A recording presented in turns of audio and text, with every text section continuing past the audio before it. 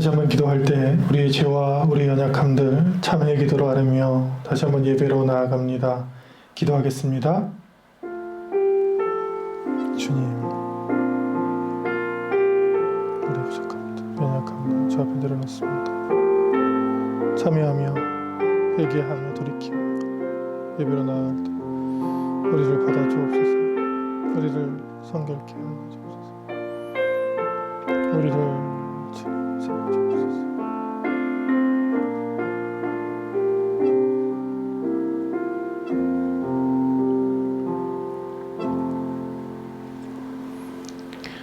내가 통회하고 마음이 겸손한 자와 함께 있나니 이는 겸손한 자의 영을 소생시키며 통회하는 자의 마음을 소생시키려 함이니라. 아멘. 사도신경으로 우리의 신앙을 함께 고백합니다. 나는 전능하신 아버지 하나님 천지의 창조주를 믿습니다. 나는 그의 유일하신 아들 우리 주 예수 그리스도를 믿습니다. 그는 성령으로 잉태되어 동정녀 마리아에게서 나시고 본디오 빌라도에게 고난을 받아 십자가에 못 박혀 죽으시고 장사된 지 사흘 만에 죽은 자 가운데서 다시 살아나셨으며 하늘에 오르시어 전능하신 아버지 하나님 우편에 앉아 계시다가 거기로부터 살아있는 자와 죽은 자를 심판하러 오십니다. 나는 성령을 믿으며 거룩한 공교회와 성도의 교제와 죄를 용서받는 것과 몸의 부활과 영생을 믿습니다. 아멘. 오늘 우리에게 주신 하나님의 말씀을 다 함께 봅니다. 마태복음 22장 1절에서 46절 말씀입니다. 신약성경 마태복음 22장 1절로 46절 말씀의 제목은 하나님의 것입니다. 입니다. 1절부터 교독하겠습니다.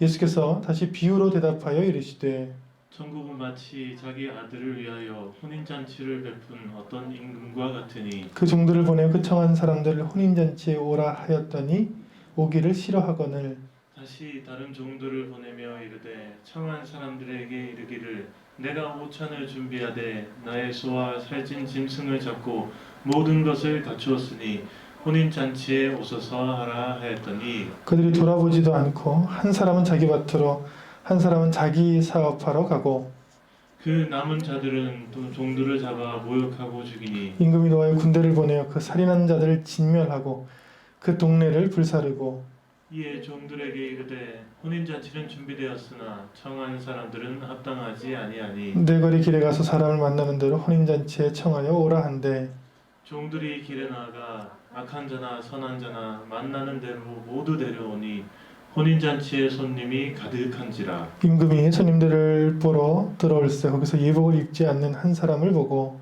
이르되 친구여 어찌하여 예복을 입지 않고 여기 들어왔느냐 하니 그가 아무 말도 못하거늘 임금이 사람들에게 말하되 그 손발을 묶어 바깥 어두운 데 내던지라 거기서 슬피 울며 이를 갈게 되리라 하니라. 청함을 받은 자는 많되 택함을 입은 자는 적으니라. 이에 바리새인들이 가서 어떻게 하면 예수의 말에 올무에 걸리게 할까 상의하고 자기 제자들을 헤롯 당원들과 함께 예수께 보내어 말하되 선생님이여 우리가 아노니 당신은 참되시고 진리로 하나님의 도를 가르치시며 아무도 거리끼는 어리 없으시니 이는 사람을 외모로 보지 아니하심이니이다. 그러면 당신의 생각에는 어떠한지 우리에게 이르소서. 가이사에게 세금을 바치는 것이 옳으니까 옳지 아니하니이까 하니 예수께서 그들의 악함을 아시고 이르시되 외식하는 자들아 어찌하여 나를 시험하느냐. 세금 낼 돈을 내게 보이라 하시니 데나리온 하나를 가져왔거늘 예수께서 말씀하시되 이 형상과 이 글이 누구의 것이냐. 이르되 가이사의 것이니이다. 이에 이르시되 그런즉 가이사의 것은 가이사에게 하나님의 것은 하나님께 바치라 하시니 그들이 이 말씀을 듣고 놀랍게 여겨 예수를 떠나가니라. 부활이 없다 하는 사두개인들이 그날 예수께 와서 물어 이르되 선생님이여 모세가 일렀으되 사람이 만일 자식이 없어 죽으면 그 동생이 그 아내에게 장가들어 형을 위하여 상속자를 세울지니라 하였나이다. 우리 중에 7형제가 있었는데 마지가 장가들었다가 죽어 상속자가 없으므로 그 아내를 그 동생에게 물려주고 그 둘째와 셋째로 일곱째까지 그렇게 하다가 최후에 그 여자도 죽었나이다. 그런즉 그들이 다 그를 취하였으니 부활 때 일곱 중에 누구의 아내가 되리이까. 예수께서 대답하여 이르시되 너희가 성경도 하나님의 능력도 알지 못하는 거로 오해하였도다. 부활 때에는 장가도 아니 가고 시집도 아니 가고 하늘에 있는 천사들과 같으니라. 죽은 자의 부활을 논할진대 하나님이 너희에게 말씀하신 바 나는 아브라함의 하나님이요 이삭의 하나님이요 야곱의 하나님이로라 하신 것을 읽어보지 못하였느냐. 하나님은 죽은 자의 하나님이 아니요 살아있는 자의 하나님이시니라 하니. 우리가 듣고 그의 가르치심에 놀라더라. 예수께서 사두개인들로 대답할 수 없게 하셨다 함을 바리새인들이 듣고 모였는데, 그 중에 한 율법사가 예수를 시험하여 묻되 선생님, 율법 중에서 어느 계명이 크니이까? 예수께서 이르시되 네 마음을 다하고 목숨을 다하고 뜻을 다하여 주 너희 하나님을 사랑하라 하셨으니 이것이 크고 첫째 되는 계명이요 둘째도 그와 같으니 내 이웃을 내 자신과 같이 사랑하라 하셨으니. 이 두 계명이 온 율법과 선지자의 강령이니라. 바리새인들이 모였을 때에 예수께서 그들에게 물으시되 너희는 그리스도에 대하여 어떻게 생각하느냐? 누구의 자손이냐? 대답하되 다윗의 자손이니이다. 이르시되 그러면 다윗이 성령에 감동되어 어찌 그리스도를 주라 칭하여 말하되 주께서 내 주께 이르시되 내가 네 원수의 네 발 아래에 둘 때까지 내 우편에 앉아 있으라 하셨다가 했느냐. 다윗이 그리스도를 주라 칭하였은즉 어찌 그의 자손이 되겠느냐 하시니 한마디도 능히 대답하는 자가 없고 그날부터 감히 그에게 묻는 자도 없더라. 아멘. 말씀과 드려진 봉헌을 위해서 기도합니다. 살아계신 하나님, 우리와 함께하신 하나님, 우리 우편에 함께하신 하나님 감사를 드립니다. 죄로 인해 죽을 수밖에 없는 죄인들, 저희들 한 사람 한 사람을 아시고 부르시고 예수님의 십자가를 통해 그 피를 통해 우리 죄를 속량하시고 우리를 하나님의 자녀로 삼아주신 은혜를 생각할 때마다 감사와 찬송과 영광을 올려드립니다. 예배드리는 주의 자녀들 있는 처소에서 그 환경에서 주님 만나주시고 주님 은혜를 내려주셔서 내가 있는 자리가 예배터요 하나님을 만나는 곳이요 하나님을 바라보는 곳임을 깨닫게 하여 주옵소서. 주일을 우리의 것이 아니고 하나님의 날이라 고백하는 주의 자녀들에게 은혜를 허락하여 주시고 내가 가지고 있는 물질과 지식과 삶의 지경들 내 것이 아니요 하나님의 것인데 우리에게 맡겨주심을 깨닫게 하여 주옵소서. 주신 것들을 일부를 성별하여 주님께 봉헌할 때에 하나님의 나라와 주의 뜻이 높아지고 넓어지는 데 사용되게 하여 주시고 귀한 주의 자녀들은 하늘의 신령한 은혜와 땅의 기름진 복으로 함께 하여 주옵소서. 말씀과 예배를 주님께 의지하오며 예수님 이름으로 기도합니다. 아멘. 할렐루야. 아멘. 말씀을 통해 있는 처소에서 큰 은혜를 받으시기를 축원합니다. 아멘. 문제를 하나 내볼게요. 신용과 신뢰와 믿음은 어떤 차이가 있습니까? 비슷한 단어이긴 한데 신용, 신뢰, 믿음. 신용이라 하면 사전을 찾아보면 사람이나 사물 둘 다 쓸 수 있는 말이라 합니다. 그래서 사람이나 사물이 틀림없다고 믿어 의심하지 않는 것을 신용한다라고 쓸 수 있다. 그러므로 이렇게 사람 혹은 모 브랜드의 가전제품은 우리가 신용할 만해. 신용이라는 것은 사람과 사물이 통용되는 것이죠. 신뢰는 다릅니다. 신뢰는 남을 믿고 의지할 수 있는 것. 한자 사전에 이렇게 나와 있어요. 사람을 믿고 의지할 수 있는 경우 그 사람을 신뢰한다. 이렇게 표현할 수 있습니다. 믿음은 무엇이냐? 믿음은 사실은 성경적인 단어예요. 믿음이라는 것은 하나님의 선물이다. 절대적인 것을 신뢰하고 신용할 수 있도록 허락해 주신 하나님의 선물이고 구원과도 동의어예요. 믿음이 없이는 구원을 받을 수가 없으니까. 그러니까 신용과 신뢰와 믿음으로 우리가 살아가게 돼 있죠. 신뢰라는 말을 깊이 들어가 보면 가장 신뢰도가 높은 직업은 무엇입니까? 조사했는데 요즘은 과학의 시대잖아요. 많은 사람들이 과학자를 1번으로 뽑았습니다. 과학자가 신뢰 지수가 42예요. 어떤 직업보다 높습니다. 재밌는 것은 여러분도 아시겠지만 정치인이 8입니다. 정치인 8, 성직자 13. 굉장히 부끄럽네요. 공무원 14, 공무원도 별로 다를 바가 없습니다. 판사 15, 변호사 14. 높은 순으로 보면 과학자, 의사, 선생님. 저는 선생님 하기를 참 잘했네요. 예, 과학자, 아직도 우리나라는 과학자, 의사, 선생님 이런 분들이 신뢰할 만한 직업이다 이렇게 사람들이 생각합니다. 더 재밌는 것은 신뢰 점수를 또 줘봤는데 우리나라 사람들이 가장 신뢰하는 사람들은 이웃 사람이라는 결과가 나왔습니다. 이웃 사람. 내 이웃에 있는 사람들의 말을 가장 믿고 신뢰한다.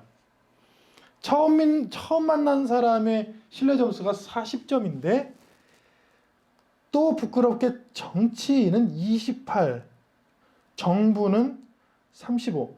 처음 만난 사람도 못한 거예요. 아주 나쁘게 보는 것이 이런 사람들은 정말 난생 처음 보는 사람보다도 훨씬 더 신용하고 신뢰할 수 없는 사람들이라 그렇게 생각하고 지금 부끄러운 것은 또 한국교회 신뢰도 조사에서 올해 더 많이 내려갔죠. 신뢰하지 않는다가 63.9%입니다.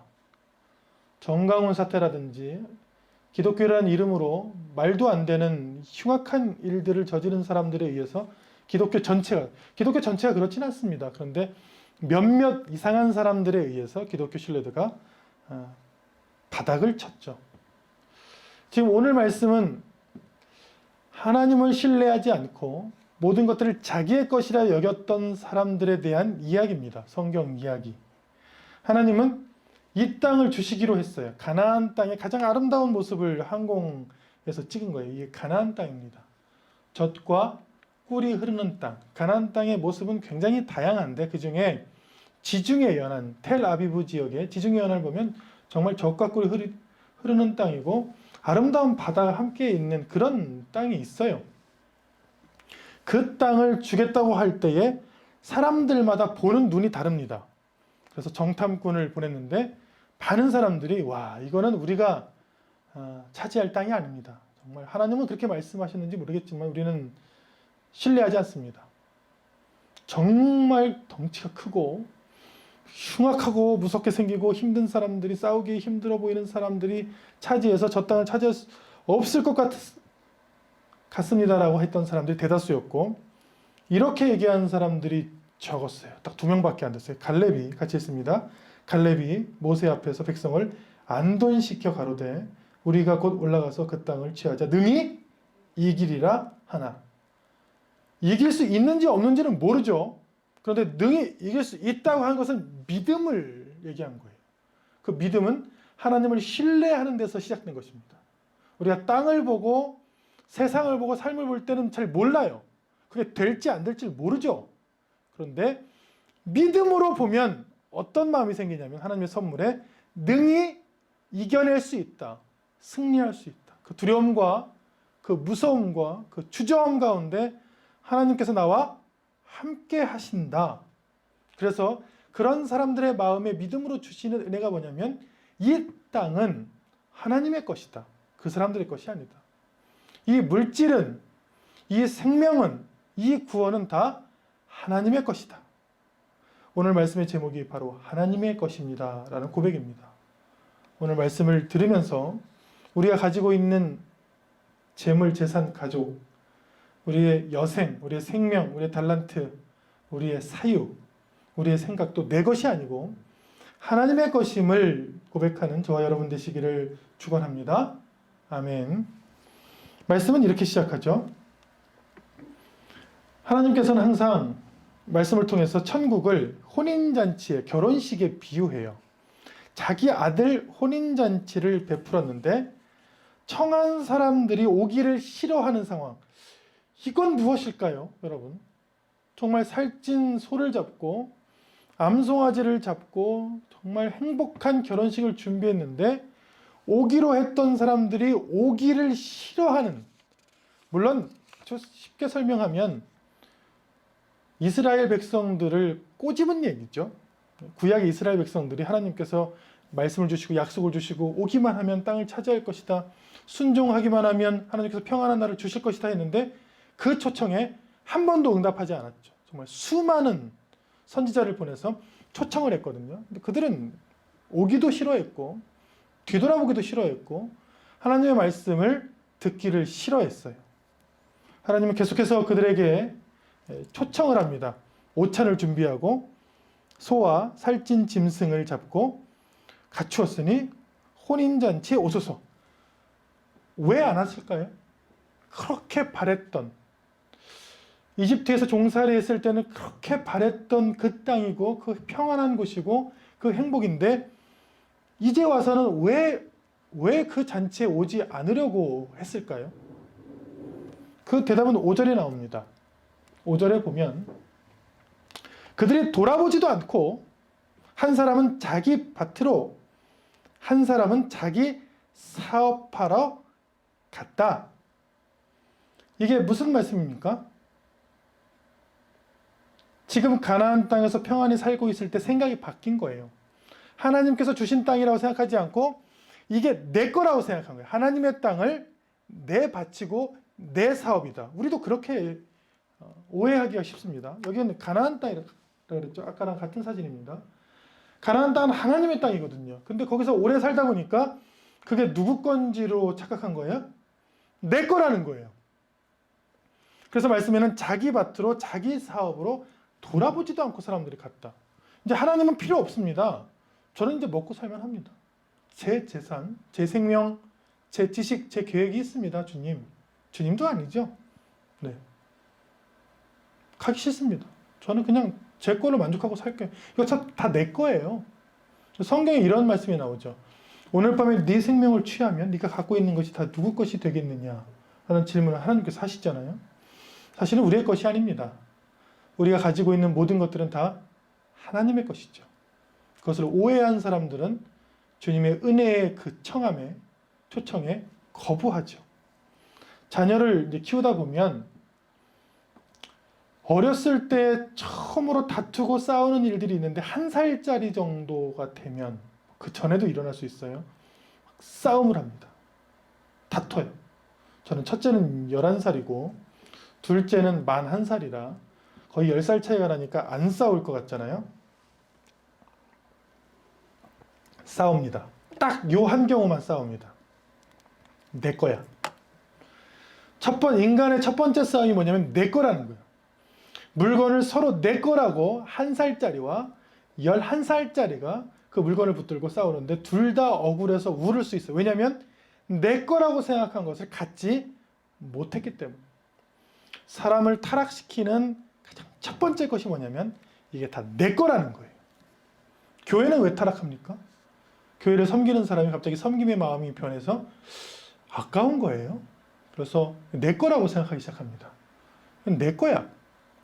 내 거니까 내 맘대로 써야지 다른 맘대로 쓰는 것들이 싫어. 그리고 이 재산도 내 거니까 내가 물려줄 거야. 그러면 교회는 더 이상 교회가 아니죠. 왜냐하면 하나님의 소유된 교회에서 내 거가 되는 것이죠. 전횡을 일삼고 비리를 저지르고 세습을 하고 교회의 모습들이 사라져가는 모습들을 우리는 굉장히 많이 목격합니다. 그게 뭐라고요? 내 거라는 것이죠. 가장 사람을 쉽게 타락시킬 수 있는 방법은 네 거라고 얘기해 주는 것입니다. 이거 다 네 거야. 아빠 엄마가 다 해줄게. 세상이 네 거야. 너 어디서 고개 숙이지 마. 다 네 거고 다 뒤에서 우리가 봐줄게. 너 갖고 싶은 거 있어? 말만 해. 내가 다 사줄게. 놀고 싶어? 내가 다 네 거야. 그런 학생들을 저는 굉장히 많이 봤습니다. 정말 마음이 다 무너지고 허물어져 있더군요. 왜요? 내게 아니거든요. 세상은 하나님의 것이고 우리에게 공동의 것으로 맡겨주셔서 서로 사랑하고 나누라고 주신 것을 내 거라는 생각이 가득 차게 하면 그게 누구든, 그게 교회든 사람이든 1살짜리 어린아이든 전부 망가지고 울기 시작하는 것이죠. 우리에게 주신 것은 우리의 것이 아닙니다. 하나님의 것이죠. 하나님의 것을 내 것으로, 내 밭으로, 내 사업으로 하는 사람들에게 심판자이신 임금이 노하여 군대를 보내 그 살인한 자들을 진멸하는 것을 성경은 심판이라 하고 성경은 구원과 심판의 두 가지를 다 선포합니다. 구원만 받는 것은 아니에요. 구원받지 못한 사람들이 심판을 받는데 생명을 자기 것으로 고백한 사람들. 생명은 우리를 위해서 죽으신 예수 그리스도의 것입니다. 그런데 믿지 아니하고 생명, 그냥 내가 알아서 잘 살다가 내가 알아서 갈게요. 내가 그리는 극락세계 내가 알아서 갈게요. 그런 사람들에게 있는 것이 바로 7절의 엄중하고 무서운 말씀이죠. 여러분, 생명도 하나님의 것이고 사후도 하나님의 것입니다. 우리 여생도 하나님의 것이고 우리 앞으로 모든 것도 하나님의 것입니다. 그것을 내 것이라 하는 것을 성경에서 가장 싫어하는 것이죠. 하나님께서 그들에게 이렇게 얘기했습니다. 8절, 혼인잔치는 준비되었으나 청한 사람들은 합당하지 않다. 그래서 하나님께서는 예수님을 통해서 생각을 바꾸십니다. 이스라엘 사람들만 초청하다가 내거리 길에 가서 사람을 만나는 대로 혼인잔치에 다 청하라. 만민에게 복음을 전파하라. 이방인과 본토인이 없다 이제는. 왜냐하면 청한 사람들이 합당하지 않게 행동하였기 때문에. 그래서 실제로 그렇게 합니다. 실제로 10절에 보면 악한 자나 선한 자나 만나는 대로 예수만 믿겠다 하면 다 교회로 초청해요. 근데 그게 또 문제가 생겨요. 어떤 문제가 생기냐면 초청은 됐는데 예복을 입지 않는 사람들이 있어요. 예복을. 그래서 예복에 합당하지 않은 사람들은 다시 쫓아내는 일들을 하는데 그 예복이 뭐냐? 요한계시록 19장 8절에 나와요. 이 예복에 대해서. 예복은 뭐냐면 같이 있습니다. 이 세마포 옷은 성도들의 옳은 행실이로다 하더라. 요한계시록 19장이 혼인잔치에 대한 내용이잖아요. 하나님의 천국잔치에. 그 천국잔치에 들어가는 그 옷이 세마포인데 세마포가 예복이기도 하고 성도들의 옳은 행실이다 이렇게 표현해요. 행실이 뭐냐면 그럼 행위로 구원받는 것이냐? 그렇지는 않습니다. 그렇지는 않은데 모든 것이 다 하나님의 것입니다 라고 고백하는 그 고백과 행위를 이야기하는 것이죠. 그게 안 되는 사람들은 13절, 14절 말씀대로 되는 건데 그 손발을 묶어 바깥 어두운 데 던지라 거기서 슬피 울며 이를 갈게 되리라 하니 청함을 받은 자는 많되 택함을 입은 자는 적다. 이 말씀이 제 가슴을 아프게 합니다. 정말 많은 교회가 있지만 하나님의 택함 받은 교회는 적습니다. 서로 하나님의 뜻대로 한다 하지만 정말 괴기하고 말씀에 맞지 않으면 이상한 행동을 하는 사람들이 수도 없이 교회의 이름으로 합니다. 그런 사람들은 청함은 받은 사람이에요. 하지만 자기 뜻대로 하는 사람들이죠. 하나님을 기쁘시게 하는 뜻대로 하는 것이 아니라 자기 뜻대로 하는, 자기 밭, 자기 사업으로 교회를 섬기는 사람들. 그런 사람들을 청함은 받았으나 택함을 받지 못한 안타까운 사람들이다. 반대로 많은 순전한 신앙인들이 이 모든 것이 하나님의 것입니다 라고 인정합니다. 그 사람들은 택함을 받은 사람들이다. 그래서 믿음은 하나님의 선물이죠. 하나님께서 주신 선물이에요. 믿음은 하나님의 것입니다. 하나님이 주인 되십니다 라고 고백하는 행위를 믿음이라고 해요. 이 믿음으로 구원받습니다. 십자가에서 달리신 예수님의 그 흘리신 피로 우리 죄가 산다 했는데 사람들이 와, 내 상식과 내 생각에는 그거 못 믿어요. 저는 그렇게 생각하지 않습니다. 그게 문제예요. 그 방식이 하나님의 것입니다. 하나님은 스스로 고통을 당하시고 피를 흘리셔서 우리를 구원하시는 그 방법을 택하셨어요. 그 방법이 내게 맞든 맞지 않든 그게 하나님의 것이고 하나님께서 그렇게 하셨어요. 그리고 그것을 따르는 것이 우리의 삶이죠. 어제 한 집사님과 이야기를 했는데 집사님을 처음 뵀어요. 사석에서. 저를 처음 뵙고 교회에 등록하신 집사님께서 저한테 인사를 이렇게 했어요. 목사님, 제가 신앙생활을 그렇게 열심히 하지는 못하는데 믿음으로 구원받는다는 확신이 있습니다. 그게 인사예요. 제가 참 그런 아름다운 인사, 그런 흡족하고 보람된 인사를 오랜만에 듣습니다. 저를 처음 보신 집사님이 앉으면서 목사님, 제가 신앙생활을 잘하지 못하지만 믿음을 통해 구원받는다는 그런 확신이 있습니다. 저는 그때 마음이 이미 활짝 열렸어요. 너무 좋은 믿음이다. 신앙생활을 열심히 하는 것은 또 무슨 기준인가? 그 가운데 예수 그리스도를 통해서 믿음으로 구원을 받는다는 믿음이 있으면 되잖아요. 그리고 두 얘기를 해주셨어요.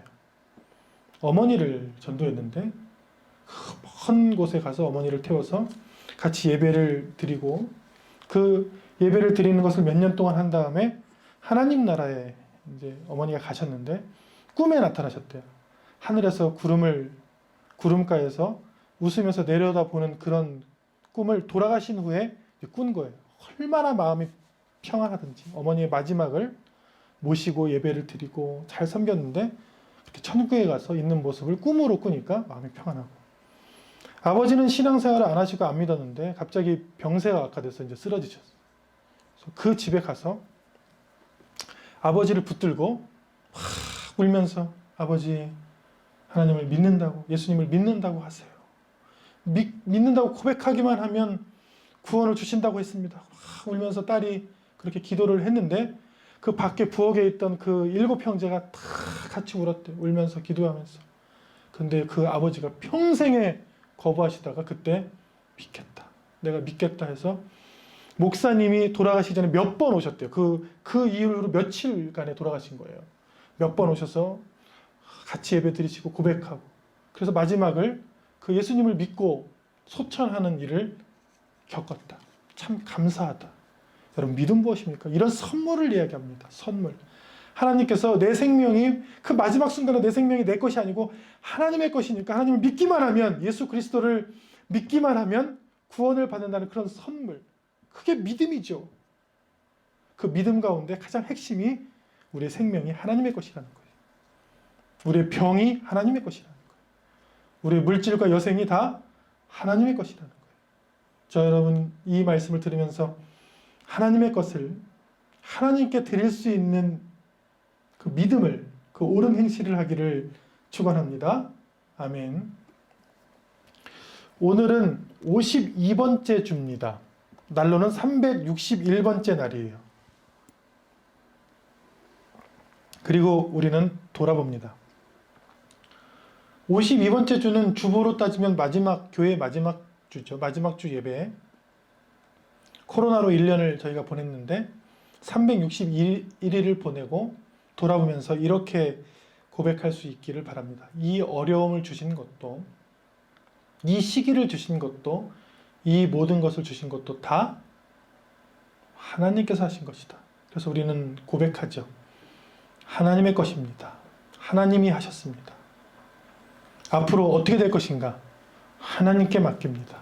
하나님, 내년에는 백신들을 다 순적하게 맞고 코로나 변이가 일어나지 아니하고 코로나가 없어져서 정말 신앙이 회복되고 예배가 회복되고 사회가 회복되고 경제가 회복되고 마음대로 회복되는 그런 날이 되게 해주십시오라고 기도만 할 수 있죠. 왜냐하면 우리가 할 수 있는 것은 아니잖아요. 하나님만이 하실 수 있잖아요. 그 믿음을 회복하시기를 축원합니다. 아멘. 하나님의 것입니다라는 말씀을 선포하고 있습니다. 계속해서 이어집니다. 마태복음 22장은 하나님의 것이냐 아니면 세상의 것이냐 라는 이중 질문으로 이루어져 있죠. 17절에 예수님을 올무에 빠뜨리고 싶은 바리새인들이 뒤에서 짰어요. 그래서 어떻게 이 사람을 감옥에 넣을까 하다가 황제 이름을 걸고 질문해서 걸려 넘어지게 해서 로마 총독부에 신고를 해서 이 사람을 황제 모독죄로 보내면 사형을 시킬 수 있겠구나, 이런 아주 나쁜 생각을 한 거예요. 그리고 물어봅니다. 17절에 한 가지 질문하겠습니다. 가이사라는 것은 엄중한 말입니다. 가이사는 황제란 뜻이에요. 황제에게 세금을 바치는 것이 옳습니까? 옳지 않습니까? 그래서 대답을 둘 다 하는 것이 좀 힘들어요. 왜냐하면 가이사에게 세금을 바치라 하면 민족주의자들이, 이스라엘 민족주의자들이 이런 배신자를 보았나, 네가 이스라엘 사람으로 어떻게 하나님을 배신하고 가이사한테 붙어서 마치 우리나라 일제강점기에 보면 친일파처럼 그런 언사를 할 수 있을 것인가, 이렇게 공격할 수 있잖아요. 그리고 반대로 가이사에게 세금을 바치지 마라 공식적으로 얘기하면 신고하면 됩니다. 로마 총독부에. 이 사람이 가이사에게 선생이 되어가지고 많은 사람들을 호도하며 가이사한테 세금을 바치지 말라고 하는 걸 저희가 똑똑히 들었습니다. 신고하면 돼요. 이 질문에 대해서는 둘 다 대답할 수가 없어요. 이거 올무예요. 이거 덧칩니다. 답변을 하시면 안 돼요. 예수님께서. 이 질문을 하셨을 때 예수님께서 이렇게 생각하셨죠. 예수께서 그들의 악함을 아시고 미리 아셨죠. 당연히. 이르시되 외식하는 자들, 연기하는 것이죠. 외식은 연기하는 거예요. 거짓말을 이 연기하는 자들아 어찌하여 나를 시험하느냐. 사람의 것으로 사는 사람들은 악하고 거짓말하고 다른 사람들을 시험, 미혹에 빠뜨리는 사람들이죠. 세금 낼 돈을 내게 보이라 하시니 데나리온, 데나리온을 보입니다. 데나리온은 이겁니다. 이게 문제예요. 데나리온. 지난주에도 보여드렸지만 데나리온에는 가이사의 이 흉상이 그려져 있어요. 가슴 위로 이 두 상이 그려져 있죠. 가이사의 모습이 그려져 있어서 이스라엘 사람들이 아주 치욕적으로 생각했습니다. 저 동전을. 성전에는 저 동전에 들어오지도 못하겠어요. 성전에는 세겔이라는 자기 화폐만 성전세나 헌금을 할 수 있게 할 정도에 보이라 하고 예수님께서 반대로 질문합니다. 야, 이 형상과 이 글이, 형상은 요거죠. 형상, 글은 이 가에 쓰여지는 것이니까 형상과 이 글이 누구 것이냐, 누가 만든 것이냐 했더니 바리새인들이 이번에 빠져요. 가이사의 것이죠. 그랬더니 예수님께서 네 생각에 가이사의 것은 가이사에게 바치고 하나님의 것은 하나님께 바쳐라. 그랬더니 사람들이 할 말이 없어 굉장히 뻘쭘해져서 돌아갔다는 내용이 오늘 말씀이죠. 오늘 말씀에 계속해서 반복되죠. 모든 것을 하나님의 것으로 인정하느냐? 아니요. 가이사의 거죠. 이 세상은 합리적인 거죠. 가이사의 것이에요. 그럼 네 생각대로 해라. 그러면 네가 생각에 하나님의 것만 하나님께 바치고 가이사의 것은 가이사에게 바쳐봐라. 근데 바쳐봤더니 자기가 거의 다 가이사의 거라고 생각하고 사는 거예요. 바리새인들이 말씀대로 산다고 사는 사람들이 실제로는 하나님을 의지하지 않고 로마를 의지하고 경제를 의지하고 합리적인 걸 의지하고 철학을 의지하고 자기 생각을 의지하고 사는 거예요. 스스로 부끄러워서 돌아갔죠. 예수님께서 하신 질문이 뭡니까? 누구 거냐? 네 생명, 네 돈, 네 물질 누구 거냐? 하나님의 것이 아니겠느냐? 아닙니다. 제 생각이 그냥 가이사 것 같아요. 스스로 믿음이 없다는 것을 반증하고 돌아갔어요. 여러분, 우리가 갖고 있는 재물은 누구 것입니까? 우리 거죠. 그러나 영원히 소유할 수 있습니까? 아니죠. 죽으면 갖고 갈 수는 없죠. 누구 것입니까? 하나님의 것인데 죽을 때까지만 잠시 맡은 것이죠. 그래서 성경은 청지기라는 말을 씁니다. 네 건 아니지만 맡겨주셨다. 맡은 사람을 스튜어드, 청지기라고 합니다. 청지기. 우리나라의 다른 말로 하면 집사라고 표현하기도 합니다. 큰 저택의 집사. 거기서 살고 그것을 관리하고 그것을 쓸 수 있지만 자기 소유는 아닌, 그 집을 나갈 때에 놓고 가야 되는 그런 존재, 청지기.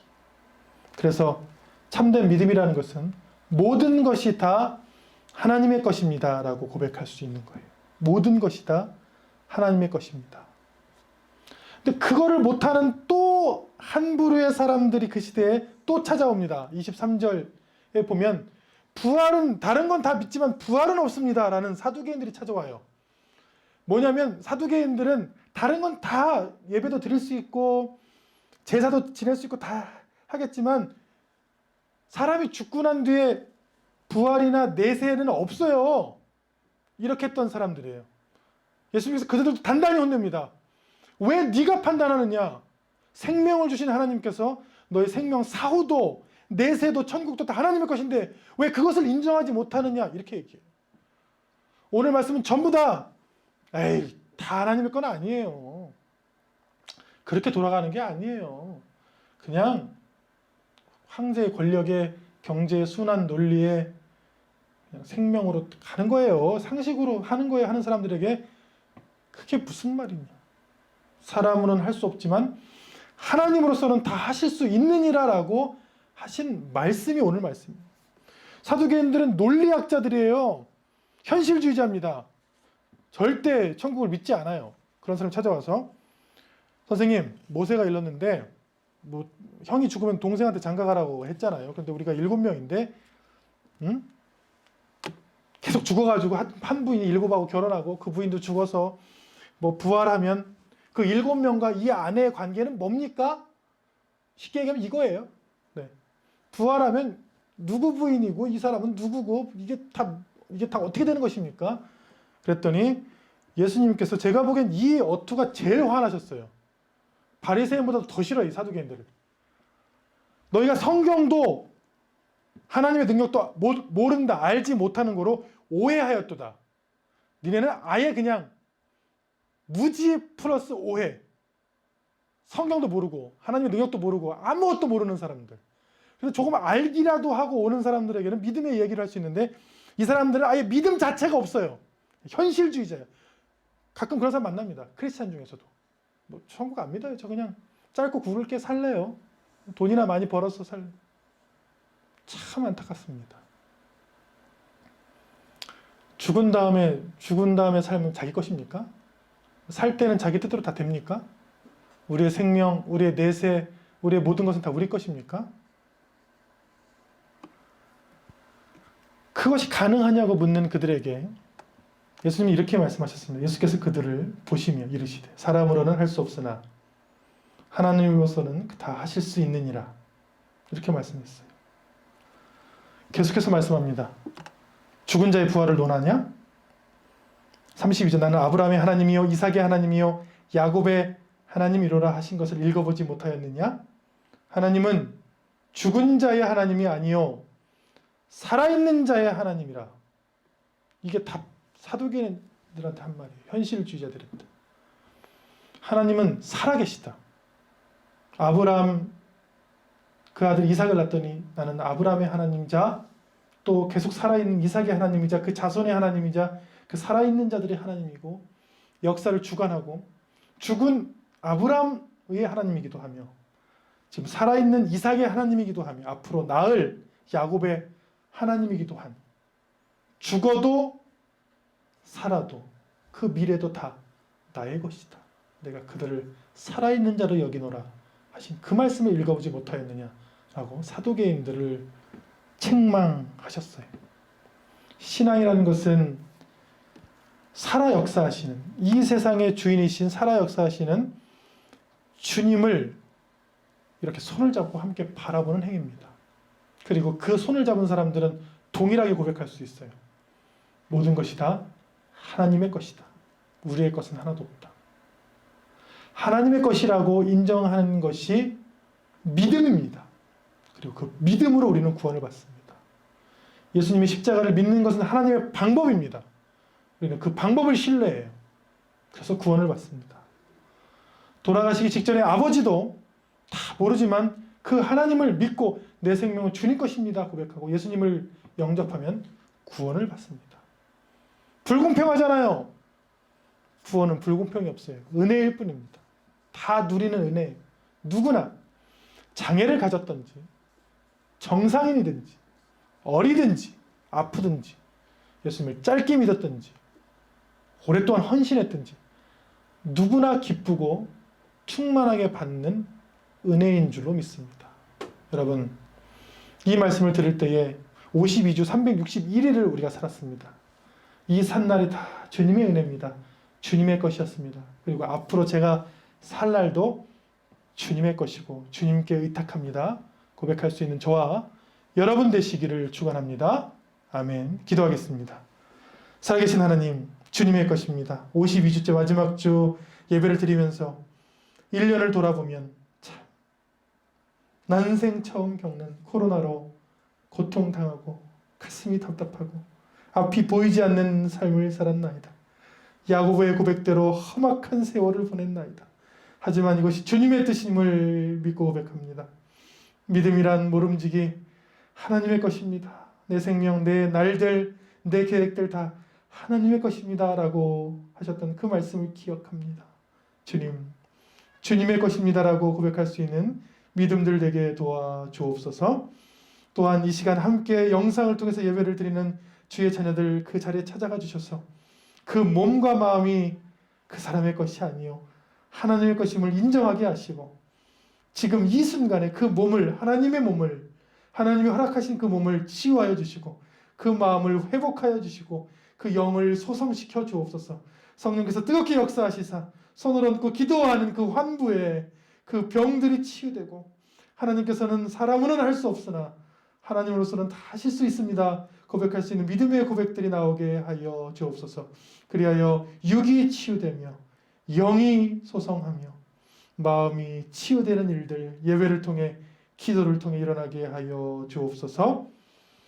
이제는 우리 주 예수 그리스도의 은혜와 하나님의 사랑과 성령께서 주시는 놀라운 치유의 은혜가 이 시간 모든 것이 다 하나님의 것입니다.